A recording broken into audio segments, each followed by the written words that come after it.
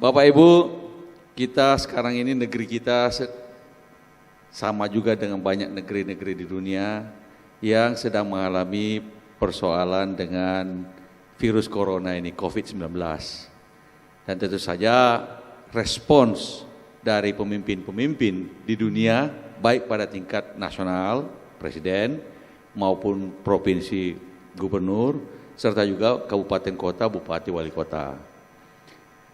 Respons kebijakan tentu saja akan menentukan apakah kita bisa menghindari, meminimalisir korban-korban dan proses penanganannya. Proses penanganan bagaimana mencegahnya atau paling tidak membuat korbannya menjadi terminimalisasikan. Indonesia sekarang ini kita lihat sejauh ini agak tinggi nih korban, 8%, sekitar 8%, jauh lebih tinggi dari Italia.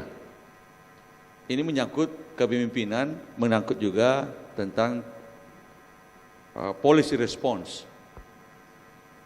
Kalau sebenarnya Bapak Ibu ini beruntung, artinya suatu ketika kalau sudah nanti pada waktu pelantikan sebagai bupati wali kota, rasanya virus ini sudah berlalu, insya Allah. Tetapi bukan berarti tidak bisa berulang. Semua ini penyakit semacam ini sekarang ini bisa berulang. Karena itu kalau Bapak Ibu sekarang ini jadi bupati atau jadi wali kota, bagaimana policy response Bapak Ibu? Menyangkut dua hal ini. Di satu pihak soal kesehatan dan di satu pihak ekonomi. Ada yang mengatakan lockdown. Lockdown itu artinya mengunci semua, membuat kita semua kota terkunci, tidak ada keluar dan tidak ada masuk, masing-masing di rumah masing-masing, mengisolasikan diri, memutus rantai penularan. Tapi itu berarti ekonomi berhenti. Sebaliknya, sebagian lagi pemimpin, Pak Jokowi misalnya sudah mengatakan tidak ada lockdown, dengan demikian akan ada proses di mana sebagian dilakukan penutupan, tetapi di bagian lagi ekonomi tetap jalan. Kalau Bapak Ibu jadi wali kota di Tangsel, apalagi dekat dengan salah satu sumber paling besar dari virus corona ini, ya Jakarta inilah. Apa policy response Bapak Ibu? Yang kedua, setelah Bapak Ibu jadi wali kota, kalau sekarang ini sebenarnya ini exercise kalau Bapak Ibu jadi wali kota sekarang ini. Tapi waktu dilantik nanti, ekonomi kita kira-kira sedang tersungkur. Karena Ibu Sri Mulyani sendiri bilang kira-kira pertumbuhan ekonomi tahun ini antara 2,5 sampai 0. Itu artinya apa? Itu artinya semua program pemerintah pusat termasuk transfer ke daerah akan berkurang secara drastis. DAU, DAK, kalau ada bagi hasil, semua dipotong habis-habisan. Sementara PAD kalau saya lihat-lihat, kira-kira sepertiga dari APBD baru dari PAD. Artinya 2/3-nya tergantung dari transfer daerah, dari pusat ke daerah.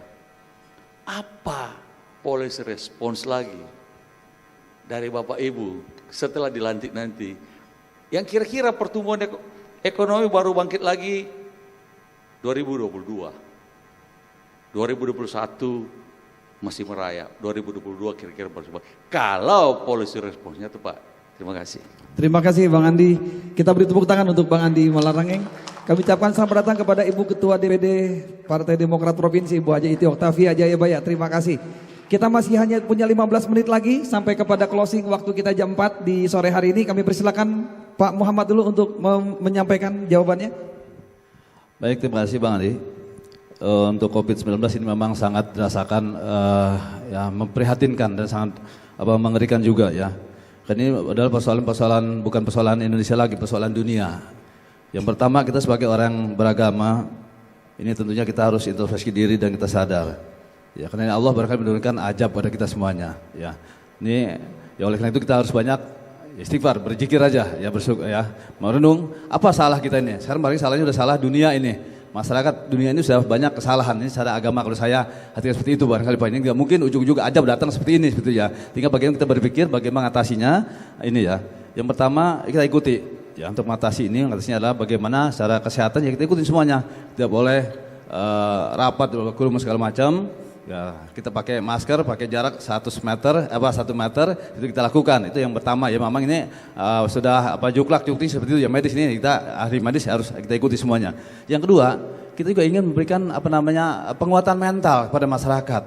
Sekarang banyak yang cemas segala macam Bapak sekalian. Nah, saya tadi pagi ya kebetulan di Masjid Ciputat, Pak, bagaimana besok ikut nggak kuliah subuh lanjutan atau tidak? Saya bilang lanjutkan. Ustadznya mau nggak? Mau hadir.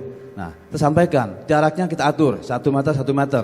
Ya, ini Pak Ustadznya sebelum Ustadz tolong bagian berikan penguatan mental. Bagaimana sejarah tadi sampaikan dibuka sejaman Rasul pun ada dulu. Bagaimana ada musibah seperti ini, apakah sholat Jumat apa kita tinggalkan atau bagaimana kita teruskan? Itu menjadi perdebatan. Ini saya tidak membawa ke ranah agama karena saya kurang memahami mendalam. Tapi itu tadi yang disampaikan oleh Ustadz. Artinya bagaimana kita penguatan mental kita. Jangan sampai ya tadi kehabisan nanti diborong semuanya. Ekonomi, belanja semuanya, ibu pasar semuanya, karena takut nanti kehabisan. Ya seperti itu. Ini kan juga belum tentu ya. Kalau dibeli semuanya uangnya nanti habis, masih panjang, udah nggak punya uang lagi bagaimana? Ini juga masalah juga ya, ekonomi ya. Kemudian kesehatan, sangat mengerikan sekali, betul-betul. Bahkan ya masyarakat yang di bawah sangat mengerikan. Bagaimana Pak? Saya takut. Apakah ini kan gaib, ya kan? Gaib kita nggak tahu apakah sekarang di sini ada yang ternyata atau enggak, kita nggak tahu juga. Ini masalah gaib. Jadi menurut saya jangan terlalu dilokalisir juga. Kalau betul-betul daerah itu sudah memang ada penyakit ada di situ, ya mungkin bisa dilokalisir. Ya misalnya masjid tidak boleh Jumatan. Tapi soal Jumat ya kan keyakinan juga. Ada yang Ustaz dibilang ini penyakit dari Allah. Kalau takdirnya memang seperti ini, ya kan, ya sudah kita. Kok penyakit yang lain juga takdir bisa juga, bisa takdir corona, bisa takdir yang lain. Kalau kita bicara bahasa takdir itu dibahas juga ya. Artinya masjid yang memang ini tidak perlu orang tidak boleh sembahyang, ya karena situ nggak ada. Kalau memang itu dideteksi nggak ada penyakitnya, ya biarkan saja mereka sholat, tapi jaraknya diatur. Ya tadi pagi saya sampaikan seperti itu. Ya jadi memberikan penguatan mental juga kepada masyarakat. Ya ini barangkali yang terpenting juga. Kemudian berikutnya adalah masalah kalau nanti kerja di wali kota, ekonomi bagaimana nih? Ya masih belum pulih, Bang Andi ya, belum pulih. Nah saya ingin bagaimana masyarakat bisa dewasa, bisa mandiri. Waktunya habis. Waduh, ya oke lah, makasih Bang Andi, mohon maaf ya. Terus ya. Silakan Ibu Siti Nur Aziza. Waktunya 3 menit.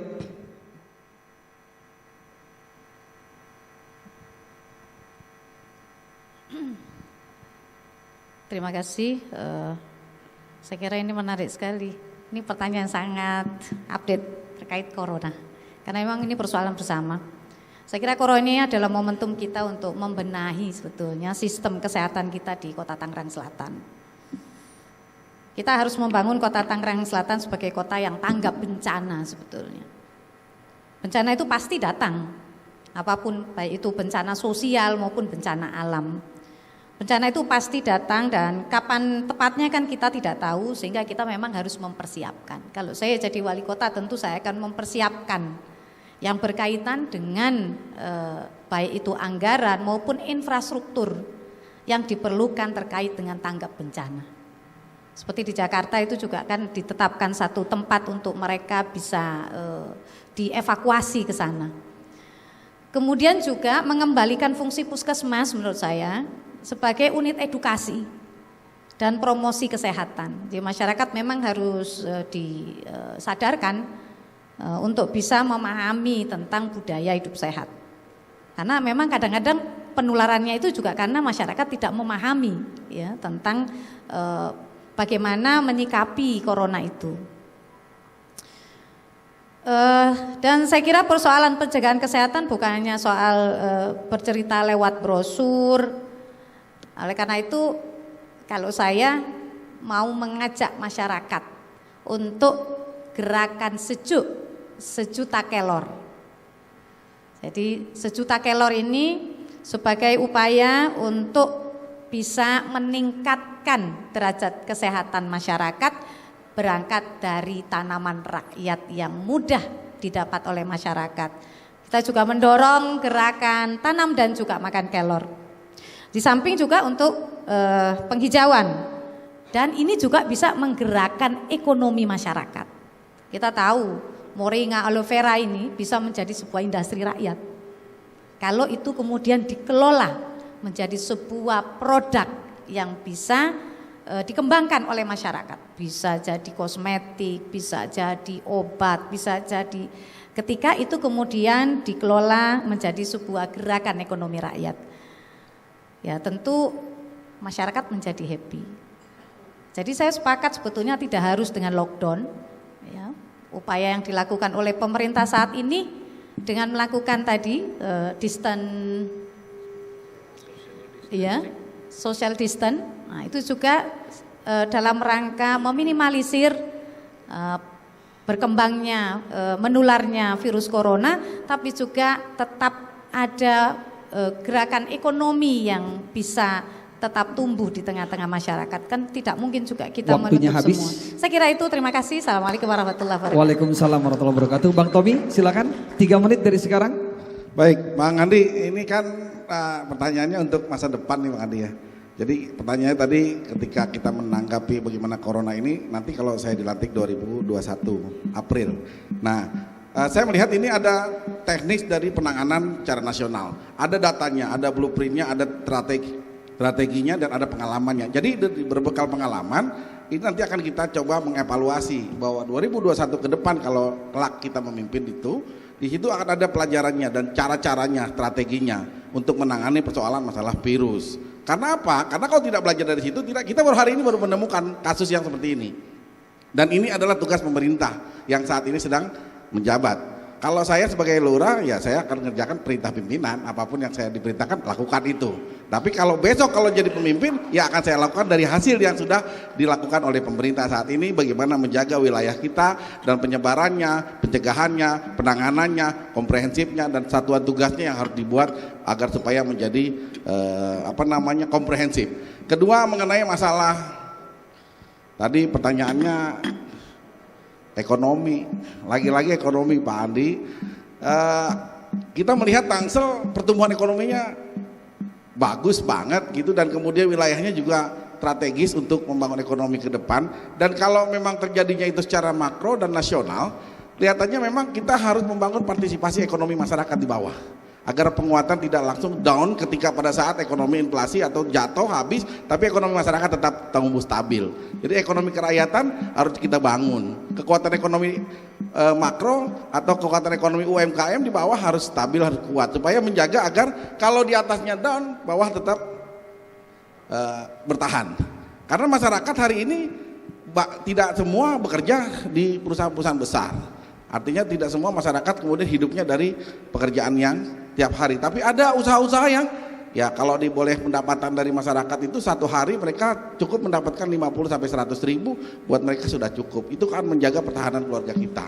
Dan saya melihat bahwa potensi ekonomi di Tangerang Selatan saat ini tidak hanya didominasi oleh perusahaan-perusahaan asing yang besar, atau tidak hanya usaha-usaha industri, tapi juga industri ekonomi kreatif yang tumbuh sekarang sudah mulai bergairah. Bergairahnya apa? Tadi koperasi banyak di Tangsel, tumbuh ekonominya bagus, kemudian UMKM-nya juga bagus. Ini semangat yang memang harus dilahirkan dari Demokrat agar ekonomi masyarakat menjadi kuat dan tumbuh lebih. Kemudian lagi saya melihat juga ada peningkatan kualitas pengelola usaha Pak. Jadi ada pelatihan yang harus dilakukan untuk mengangkat bagaimana masyarakat mengerti cara mengelola sebuah usaha. Mengelola usaha itu tidak mudah, tidak hanya harus melulu modal, tapi juga harus tahu caranya bagaimana mendapatkan modal. Salah satunya mereka juga harus dibekali bagaimana. Waktunya habis. Terima kasih. Silakan Pak Gasco. 3 menit dari sekarang. Bang Andi yang saya hormati, karena ini pertanyaan dari Bang Andi, dampak corona terhadap perekonomian di Tangsel khususnya. Ya. Buat saya sebagai kader Demokrat, saya akan jawab, siapa takut? Ya. Karena apa? Siang hari ini sampai sore saya sudah diberi pelajaran dengan adanya penyampaian visi misi ini, selama ya prosedur dan ketetapan dari pemerintah itu dilakukan terhadap dampak corona. Kita tuh berani melakukan, ya. Sebetulnya ini kita dilarang, tapi kan tetap dilakukan. Ya, karena apa? Karena panitia menyelenggarakan sesuai dengan ketetapan dari aturan-aturan kalau kita berkumpul bersama. Ya. Jadi kalau dampak saya pikir tidak ada ya. Selama peraturan prosedur untuk meningkatnya corona itu terjadi ya. Kita akan lakukan di Tangsel ya.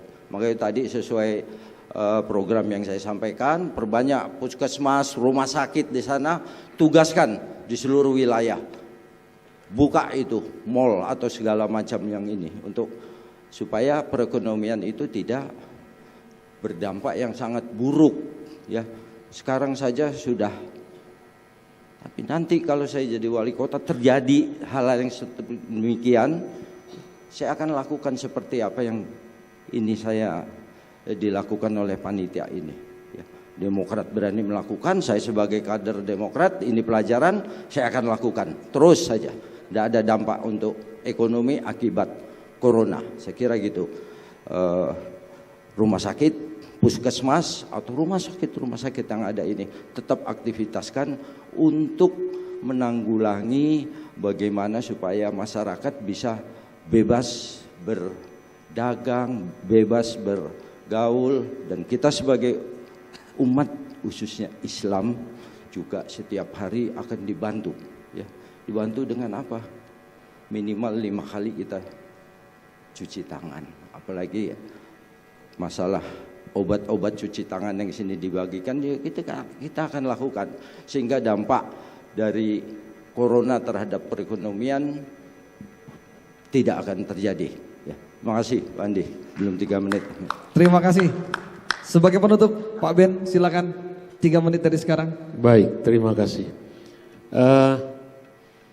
Betul, yang harus terukur adalah policy response. Dan pemerintah, lembaga pemerintah, birokrasi pemerintah, khususnya kepala daerah harus membuat kebijakan yang terukur. Di bidang kesehatan, kaitan dengan COVID ini adalah yang harus ditonjolkan adalah promotif dan kuratif. Pada promotifnya maka kembali kepada pola hidup bersih dan sehat yang memang sekarang diajarkan untuk cuci tangan, untuk kebersihan, pola hidup bersih dan sehat. Artinya kembali kepada soal-soal moralitas, kembali kepada soal-soal kebudayaan kita, bagaimana mencegah penyakit itu dari cara-cara kita hidup sehat. Yang kemudian tindakan yang paling harus dilakukan hari ini adalah kuratifnya. Bagaimana sekian orang yang di Tangsel sekarang ini angkanya juga terus meningkat, mampu ditampung dalam ruang transit terlebih dahulu yang kapasitasnya di rumah sakit umum kami masih sangat terbatas.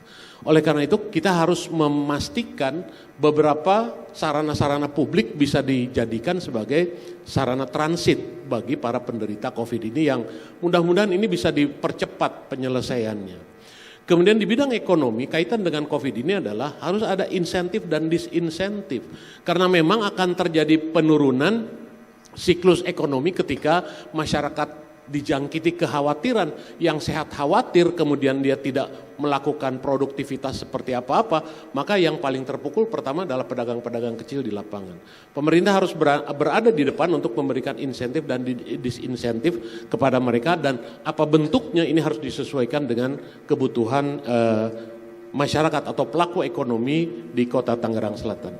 Yang kedua, betul Pak, kalau ini ekonomi kemudian turun, sekarang saya tidak tahu dolar sudah 16.000 berapa sekarang, tetapi memang akan terjadi pelambatan di sektor ekonomi. Maka policy responsnya adalah bagaimana kemudian pemerintah juga kembali kepada memantapkan atau mengkedepankan Tangsel ini harus menjadi kota perdagangan dan kota jasa. Pengalaman kita ketika kerusuhan 98, kerusuhan dan berikut-berikutnya, itu di sektor real ini yang mampu bertahan. Beda dengan sektor industri, beda dengan sektor pariwisata dan sektor-sektor yang lainnya yang begitu terpukul ketika terjadi kerusuhan di tengah-tengah masyarakat. Maka sektor real ini harus menjadi pondasi ekonomi masyarakat Tangerang Selatan, khususnya di sektor perdagangan dan sektor jasa. Karena hari ini 4 fungsi kota Tangsel Pak, fungsi hunian, fungsi pendidikan, fungsi perdagangan, fungsi jasa. 2 fungsi pertama ini akan mencapai titik kulminasi, tinggal sampai kepada kualitasnya. Tetapi untuk ruh ke depan Tangerang Selatan yang 11 tahun dihuni oleh 3 juta jiwa, maka perdagangan dan jasa ini harus menjadi nyawa bagi masyarakat Tangerang Selatan. Terima kasih Pak Ben. Kita beri standing applause untuk seluruh bakal calon pemimpin Kota Tangerang Selatan. Kita beri standing applause semuanya. Kita doakan semoga senantiasa diberikan kesehatan dan semuanya juga diberikan kekuatan untuk memajukan Kota Tangerang Selatan.